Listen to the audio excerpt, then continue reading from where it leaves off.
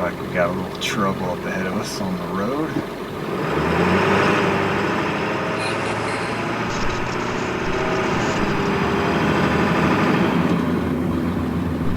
Likely another accident. We got quite a few up here. This crazy mountain road.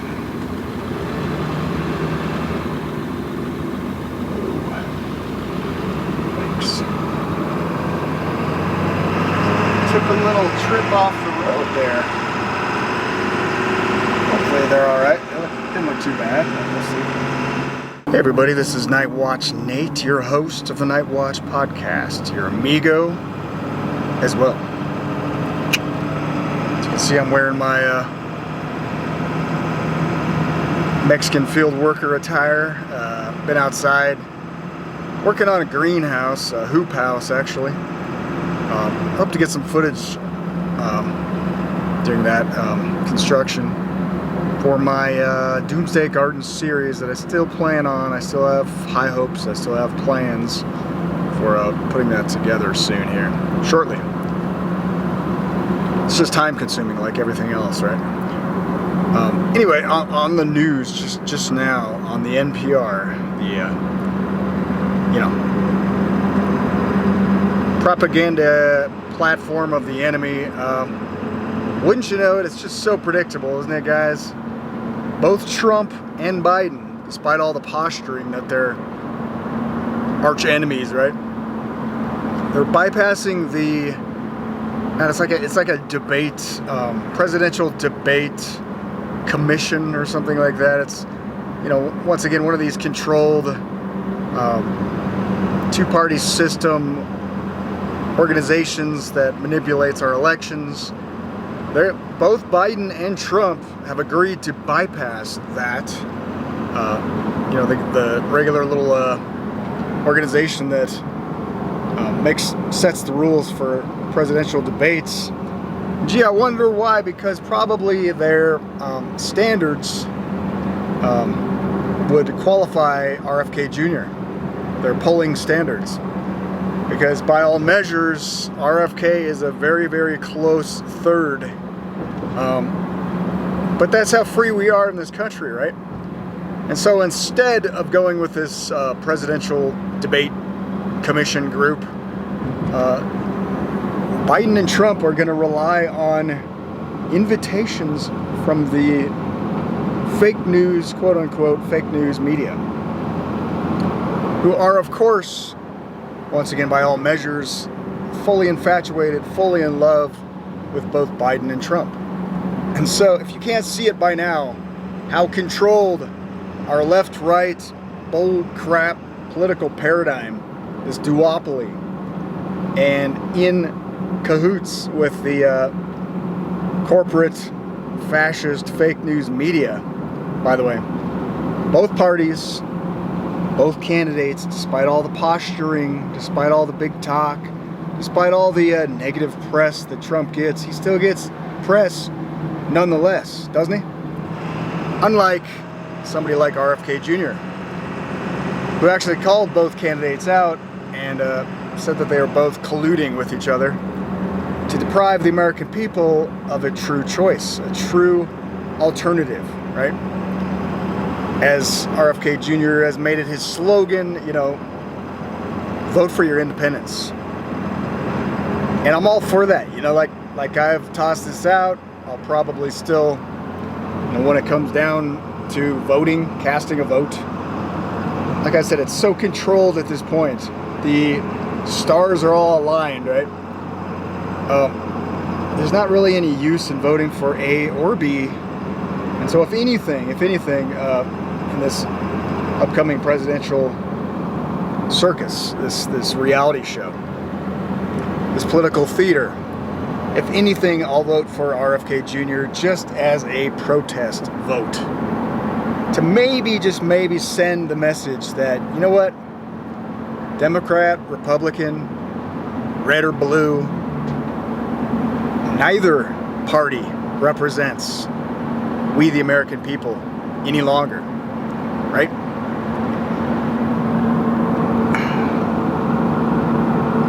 It's so sickening, guys. Like, if by now you're not just completely irate, completely disgusted, repulsed by our political joke of a political system. Once again, this little game show that they put on every few years. Every 4 years we have an election. And each candidate, you know, from the beginning, and the media is central in scripting this, guys. In telling people, and if you're not listening, if you're not paying attention for those little innuendos, for those little details, it might not be so obvious, but from the beginning, guys, it's obvious, okay? Who your next candidate is going to be from either party, based on the media coverage. And yes, even in Trump's example, Trump as an example, even bad press is good press, especially when everybody on the right no longer trusts the mainstream corporate dinosaur fossilized media. And it's just, like I said, it's just sickening, guys. I mean, this is all we have. This is all we get. Two old men vying for another 4 years in the White House. Biden in particular, he's vying for his I mean, he's already been in office through the Obama years, right? Both terms. He's already had another term. That's 12. Biden's vying for his, what, 16 years in the Oval Office, guys? And this is all we get for a choice in this country. With some 300 and almost 50 million people in this massively diverse country, right? We pride ourselves on diversity, and yet all we can get is the same hand-picked, inbred elites running the highest office of the land. That's right, inbred, yes, even Trump, right? I mean, there's articles about some different experts that have made the connection that even Trump is a cousin of Hillary Clinton. I mean, what are the odds, guys? I mean, I sure as hell ain't no cousin of the Clintons. Right, guys? Hillary Rodham Clinton. This is your massive, I mean, we are just the example to the world, aren't we, guys? This is what freedom looks like. This is a joke, is what it is. And it's a sad, cruel, sickening, vile, disgusting joke being played on the American people. And if you still believe it at this point, guys, I don't know what to tell you. I mean, if you think Trump is a real outsider when he's colluding with Biden and the corporate media to offer us, the American people, 2 whole debates, they say. They're going to have 2 debates because, you know, Biden probably can't go on much longer than that, right? Don't want to have Biden slip up too many times, look like a complete buffoon. You got to make it look like he's a free agent still, right? Like there's somebody up there still. He's not just a sock puppet pretending, masquerading to be your president with all the signs of cognitive decline. I mean, the guy had multiple brain surgeries from aneurysms in his brain, probably from snorting too much coke. Yeah, it runs in the family just a little bit, doesn't it? Anyway, I'm gonna leave that there. I've already talked long enough on that topic, I believe. I thought it was pretty funny. I don't know. Like, one other thing I want to touch on is this thing that's been trending all over X. This evil, satanic red painting of King Charles. And this Jonathan, what's his name? It's like something like Yo or Yeon or something like that. Yao, Jonathan Yao. This guy that painted it. First of all, guys, just Do we always have to be like reading the tea leaves to find out some kind of inner, discover some kind of inner truth about our existence, guys? I mean, like, does it always have to be the tea leaves? That's all I'm asking. I mean, can you not just like research, do a little investigative journalism, you know? And this is for all those blowhard, big mouth talking heads out there on the right. Mainly, I'm always criticizing the right because I can't stand false prophets. I can't stand wolves in sheep's clothing, and I can't stand good people being misled. And you're being misled, people. I'm sorry to tell you. Like, okay, is it an evil-looking painting? I guess, because it's red, right? It's this kind of floating head figure. This is nothing new from this artist, by the way. This is kind of his style. He does these kind of like hazy, kind of like almost a Rembrandt. You know, Rembrandt used to like focus your attention through detail on the eyes, on the face, and everything else was just kind of left undone, kind of impressionistic, right? Speaking as a former painter myself, I actually used to do quite a few pretty tripped out.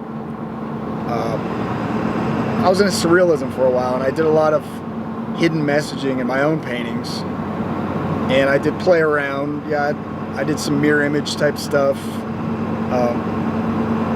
Yeah, I just played around with trying to hide symbols within my paintings. In fact, one of my paintings that ended up getting sold to August Coppola, you might look him up, pretty interesting guy. He kind of hired me to do a few bits of artwork for his book that he was working on called In the Heart of the Nimbus. And really strange guy. That whole family, the Coppolas, yeah, they're pretty, you know, it's Hollywood, right? So he was into my paintings though, and he actually commissioned me to do a few paintings, and on one of them, it was the largest commission I've ever done. I think it was like 36 by, I don't know, it was a rectangle, so it was 36 inches tall, massive canvas, and yeah, I ended up, this wasn't planned, but I ended up putting a little message in the brickwork in the wall, in which this guy was kind of imprisoned in the window. It's all coming back now, this flashback. There's a lady scaling up the staircase. And it's like two different worlds, like kind of like the heavenly, spiritual, and the earthly, physical. In any case, it's pretty tripped out. And so yeah, I know a little something is all I'm trying to say. I know a little something about how to hide or encode symbols, hidden images, messages within a painting. And just upon my first glance, I mean, there's a couple little ideas that you could try to draw out from this painting. The hazy red cloud that surrounds King Charles. But the most obvious, of course, is the monarch butterfly. Everybody made a big deal about that, like it's a symbol for MK Ultra, right? No, maybe it's just a monarch butterfly, which the artist described a symbol of, you know, like the transformation of the Prince Charles into king, the monarch butterfly. I don't know. Does it have to be that, you know, occultic and symbolic and mysterious? But yeah, so people take this image of this painting, right? And all they're doing from all of these things that I've seen is they're just taking the very edge, because there isn't really much space to work with on the borders of this portrait of King Charles. There isn't really a whole lot to work with, so all they're doing is taking the edge, this airy cloud patchwork pattern surrounding King Charles, and then they're making it into basically a Rorschach ink blot. Okay, and if you know anything about a Rorschach ink blot, it's I forgot his name. His last name's Rorschach. He came up with this psychological test just by, you know, pouring some ink onto a paper, folding it in half, smashing it together, and you create kind of a mirror image, right? And it oftentimes, the brain tries to make sense of it, right? Sees faces, sees different images, and it's actually intended for the mind itself to project what's going on in the mind, you know, whether that's a psychotic episode. It's more or less a projection of the mind, what is actually going on in your mind more than what's actually going on the page, right? Because on the page, for the most part, you know, it's pretty random, just a chaotic image, but it's a dual image, it's a mirror image, you know, so it creates kind of some symmetry. And I just thought that was interesting how it's, if anything, this whole little experiment, this whole little, yeah, it's a psychological experiment right now on X, on Twitter, and we see this a lot with this groupthink mentality. If anything, it's an expression of the mass psychosis of people out there. You know, like I just kind of quipped, I thought it was, you know, kind of witty, I guess. I said, does that mean that all of these patriots out there, all of these right-wingers, Republicans, conservatives, does that mean all these people have all these demons going on in their own head? If they're projecting these ideas onto this mirror image, you know, just the periphery of this portrait painting of King Charles, and they're seeing all these Baphomet images. Now, when you blow that up and even zoom in on the little fractal levels, it's demons repeated over and over again. So it looks like they fed into AI a whole bunch of different Baphomets and demons, and then had to create a fractal design. And you've got like the Stargate back there and the rest of it. I mean, this is hardcore, extreme. And of course, you can see the little devil tail behind him. But when you zoom out even more, then you see that it's actually making the face of Satan. You add more panels around it. So it just gets bigger and bigger, or smaller and smaller. No matter how many times you duplicate it, it just keeps making a bigger demon face. And no matter how much you zoom in its demon faces, it is a masterpiece. In a bad way. I just think it's kind of ironic. And even my buddy on X, Matt Baker, I thought it was pretty well done. He took an image of Alex Jones, because Alex Jones was one of these that made a big deal about all this too, because everybody, you know, jumps on the hype, and that's part of it too. It's just to feed this hype, to feed the clickbait, feed the fear porn, just to get attention, right? Draw as many viewers to your content as possible and make as much money in the process as possible. And it doesn't matter if you lose all credibility. It doesn't matter if you make the whole patriot movement look like a bunch of knee-jerk reactionary drama queens. Just as long as you're making yourself a fortune, I guess, right? Right?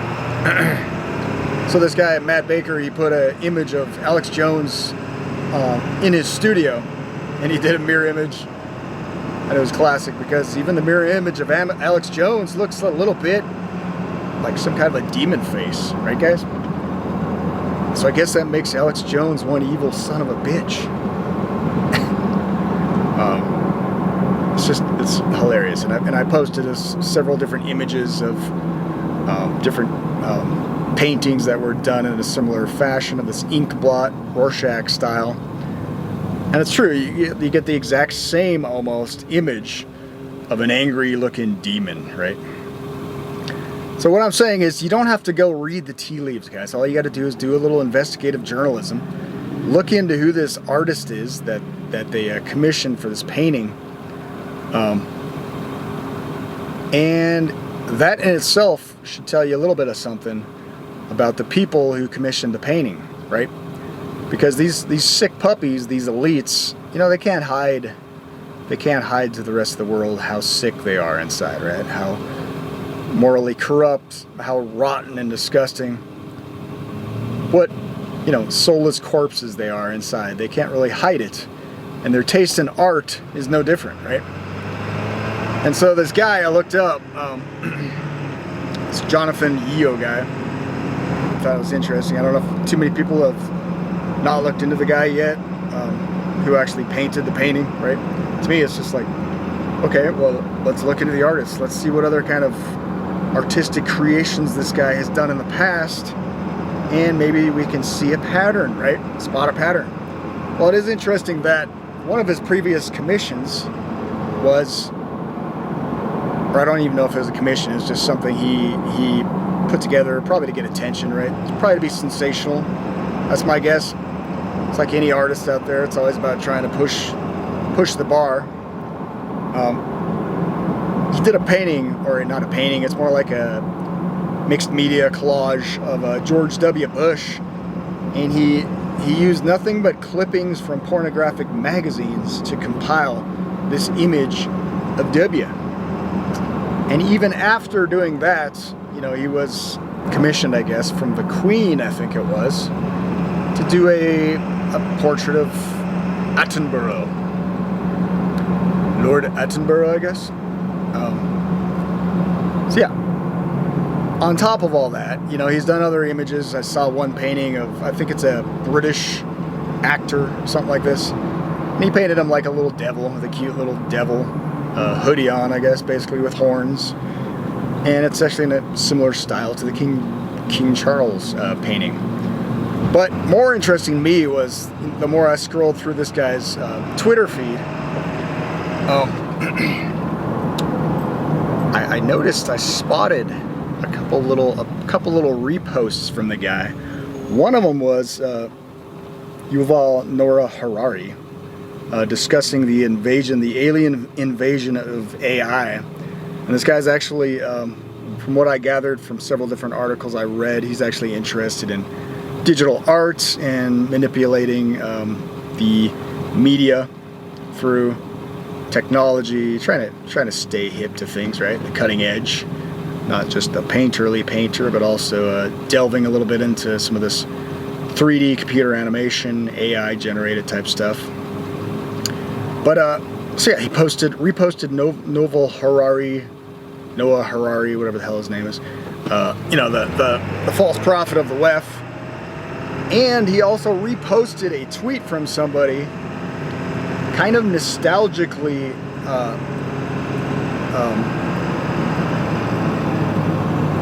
Talking about this.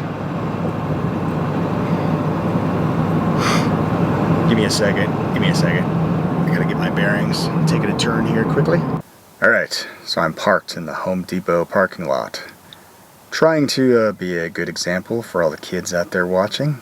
Not that I ever get any kids watching my show, but so yeah, on this guy's Twitter profile, he had reposted a rather fond memory from somebody of this repeat offender who had racked up something like 600 plus, probably, different children of all ages that he had abused over the years, while working supposedly for the BBC and the NHS, I believe it is. Jimmy Savile. Yeah, this fond memory of spotting Jimmy Savile in a pizza place. Ring a bell? I don't know. Just kind of a weird connection. Like, why would you repost somebody fondly reminiscing about this child predator, convicted child predator? And this must have been after he died, right? In any case, so we have the connection there, Jimmy Savile. Not only that, but Marina Abramovich, I believe is how you pronounce her name. You know, the famed spirit cooking witch, friend of Podesta and Hillary Clinton. Yes, this guy actually did a art show with several different artists, including the witch herself. And it was called Seeing Red. So, if you can't see like a pattern, you know, here, you know, also Jimmy Savile had some connections with the British royalty as well, of course, right? Yeah, it's just like Epstein and the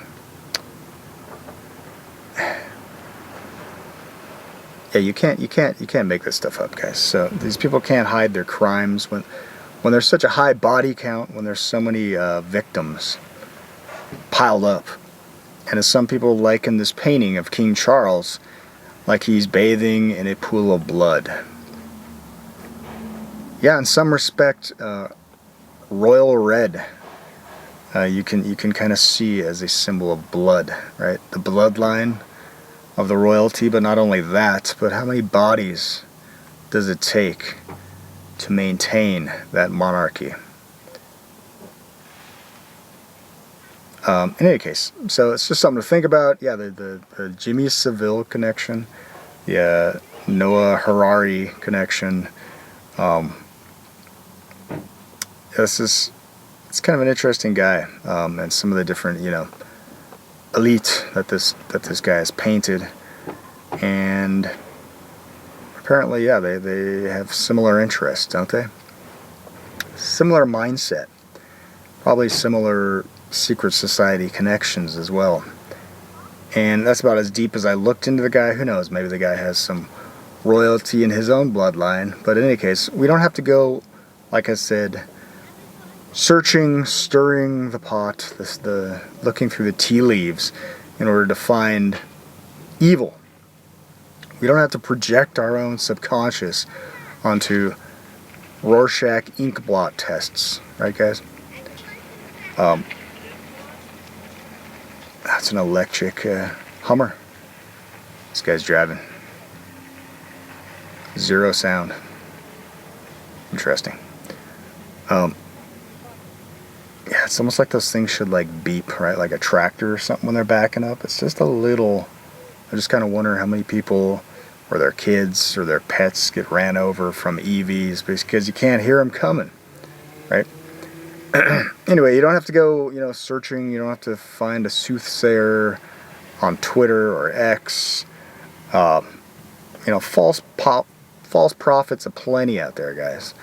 And it just I just get tired of it. That's all I'm saying. All the boys crying wolf out there, barking all day long. You just kind of lose credibility after a while when you see a conspiracy around every corner. Is it an evil painting, a depiction of an evil man? Sure. Is the artist a little questionable? Does he have some weird connections, maybe? Some evil inspired beliefs? Yeah, for sure.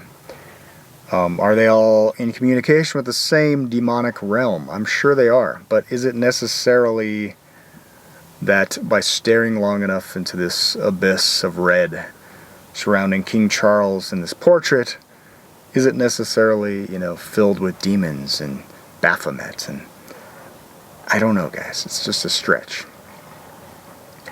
You see what you want to see, is what I'm saying. And it's just, like I said, if anything else, it's an interesting psychological experiment of, just kind of where people's minds are at today, especially out on social media. It says in the Bible that men's minds, this is describing the end times, men's minds, men's thoughts will be continually on sin. And if that's really where your head is at, if you just see evil around every corner, if you just go out looking, scouring, what's trending on Twitter, scouring the internet for more and more evidence of evil, you're always going to find evil. This is an evil, fallen world. What I'm saying is if your mind is continually on sin, on evil, and the devil's winning, right? Our adversary is winning if your mind is continually preoccupied with darkness. Yes, we need to be wise as serpents, harmless as doves, but at the same time, it also, Paul also writes about in the New Testament about how we should fill our minds with all these good things of God and replenish our mind daily, right? And it's kind of hard to do when people's minds are continually on social media, obsessing about what's the next evil conspiracy theory, right, guys? And don't get me wrong, I have my own channel. This is kind of my kick as well, I guess you could say. It's kind of my angle, is even though it hasn't suited me very well, because the more I dived into conspiracy theory, at least on YouTube, the more and more I got shadow banned, right?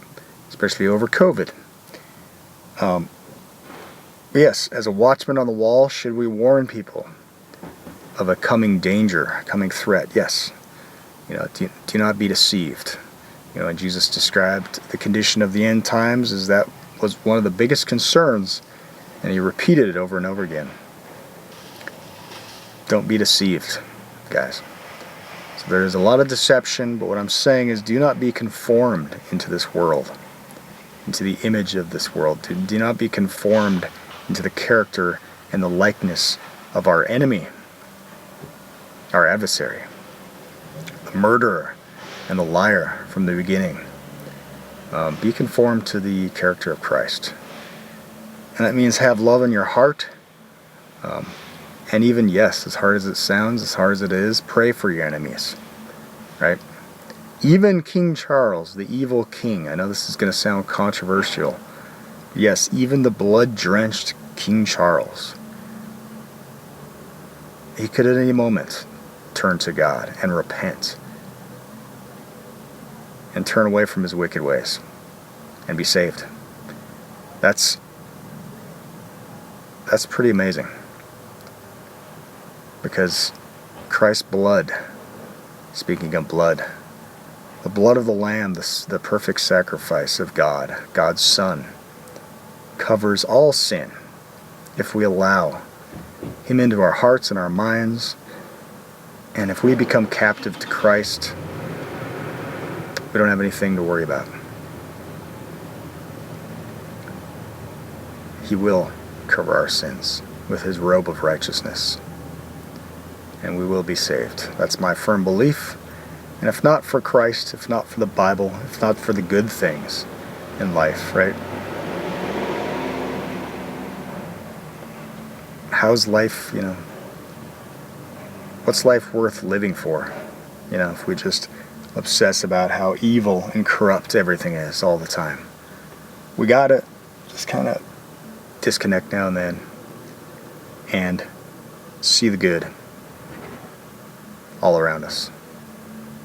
See the good things of God. And this, like the Tolkien quote, there's still enough light in this world worth fighting for.